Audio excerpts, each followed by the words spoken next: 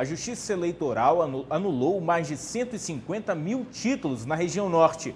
Em todo o país foram mais de 1.300.000. Os títulos cancelados são de eleitores que não justificaram a ausência nas últimas 3 votações. O prazo para justificativa terminou no dia 25 de abril.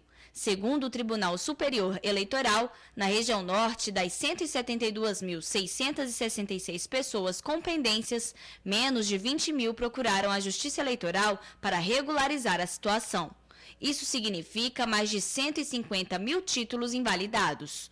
O Pará foi o estado com maior número de cancelamentos. Em seguida, Amazonas, Rondônia, Tocantins, Acre e Amapá. Já Roraima registrou o menor número de títulos anulados. Quem está irregular deve procurar um cartório eleitoral para reativar o registro. É necessário apresentar documento de identificação, comprovante de residência e preencher o requerimento de alistamento eleitoral, além de pagar eventuais multas. Vale lembrar que o título eleitoral é necessário para retirar passaporte ou carteira de identidade e obter certos tipos de empréstimo. Sem ele, a pessoa fica impedida de tomar posse em cargo público e também não consegue fazer matrícula em estabelecimentos de ensino. Agora você confere o destaque do Jornal do Comércio. Falta de estrutura urbana, sobretudo nas vias que dão acesso aos portos. Problemas ambientais e de urbanização que causam entraves às ampliações dos portos. Monopolização do serviço encontrado em Manaus. A ausência de fiscalização 24 horas que diminuiria a morosidade dos portos da cidade.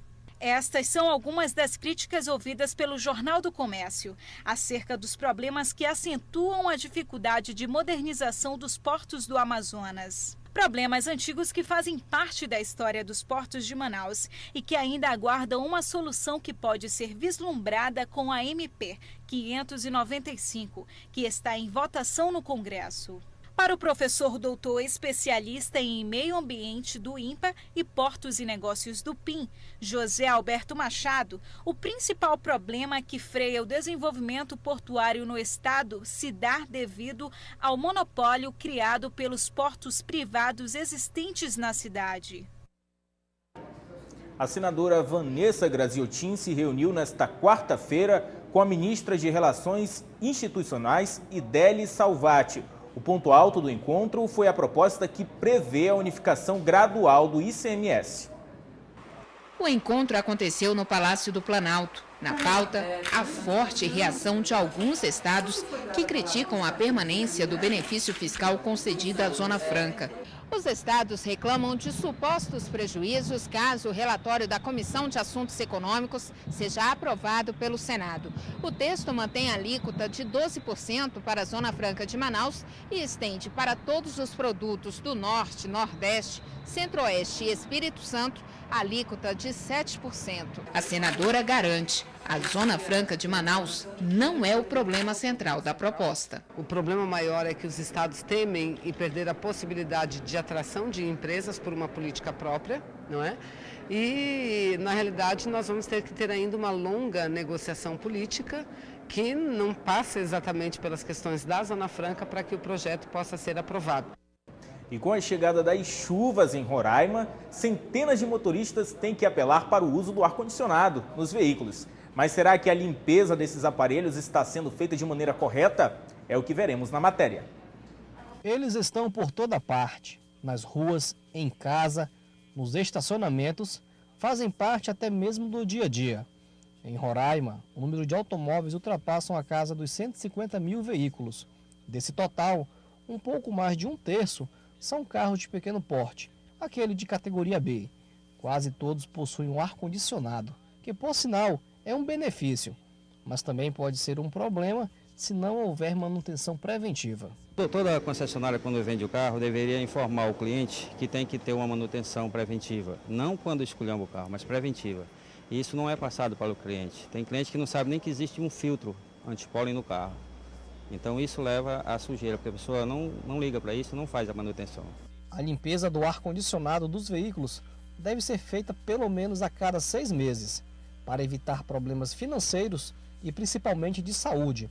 Neste veículo, por exemplo, foi encontrado um animal morto, motivo pelo qual estar aqui hoje.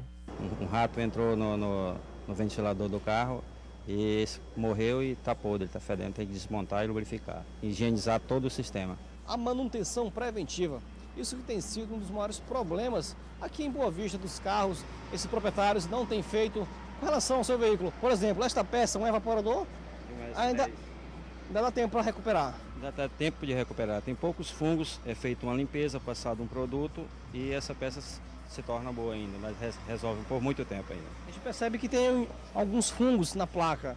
O que vai acontecer aqui? Isso se dá uma corrosão e fura a peça. Um prejuízo na certa. Prejuízo na certa. E também para a saúde. Para a saúde também, devido a essa sujeira que, para gripe, né, causar gripe e outras pessoas alérgicas, tem problema com isso aqui. O seu carro tem ar-condicionado? Sim. Sabe há quanto tempo o senhor não faz uma limpeza desse ar? A limpeza, 4 meses. Mas está perto de fazer então essa limpeza? Com certeza. O seu carro tem ar-condicionado? Tem. Há quanto tempo o senhor não faz uma manutenção nesse ar? Até com uns 3 meses, né? Mas é bom sempre fazer, não é? Sim. O seu carro tem ar-condicionado? Tem sim. Há quanto tempo que a senhora não faz uma limpeza nesse ar? Aí eu fiz já tá com um mês que eu fiz. Mês não, menos de um mês já fiz. A senhora reconhece a importância dessa limpeza? Sim. A limpeza preventiva elimina os fungos e previne contra diversas doenças respiratórias. Falta de informações e acessibilidade precária são uma das principais dificuldades enfrentadas pelos turistas que visitam a capital do estado do Amazonas. No quadro Expresso 2014, você vai ver e conhecer o guia sonorizado, que vai auxiliar os visitantes durante a Copa.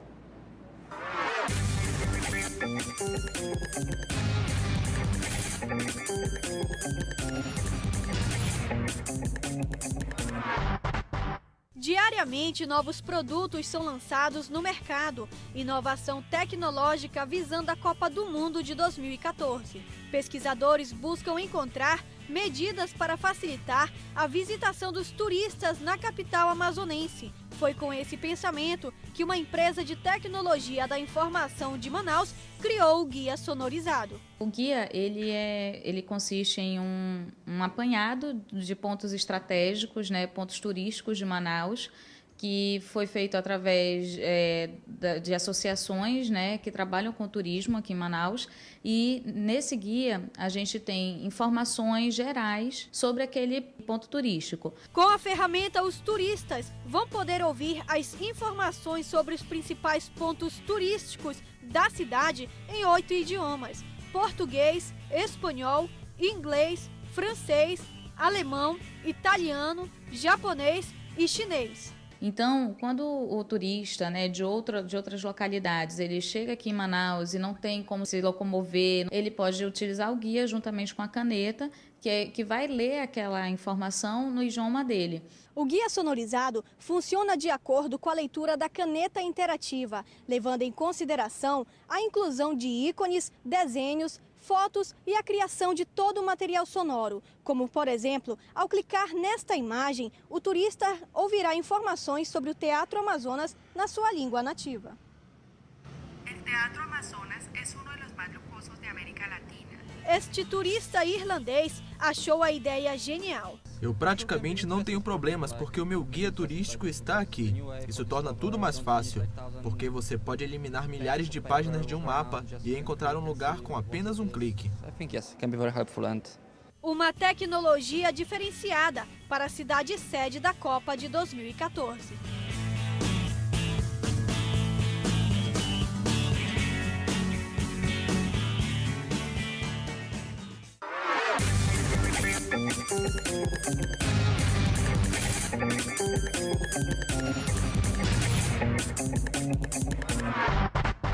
Interessante.